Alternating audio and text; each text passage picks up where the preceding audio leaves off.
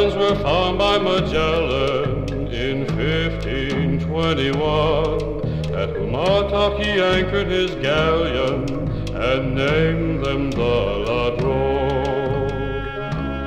The Ladrones. And much of the past was well hidden since 1521. A puzzle, a mystery, oh what is the history, the riddle of the Ladrone? The Ladrone.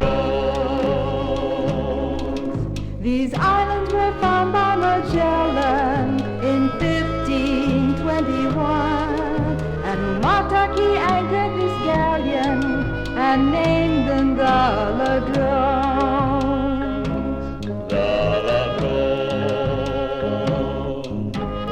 Much of the past was well hidden since 1521. A puzzle, a mystery, oh what is the history, the riddle of the Ladrone? The Ladrone, the Ladrone, ladder stones, ladder stones. Some think they were columns for buildings, some think they covered bones.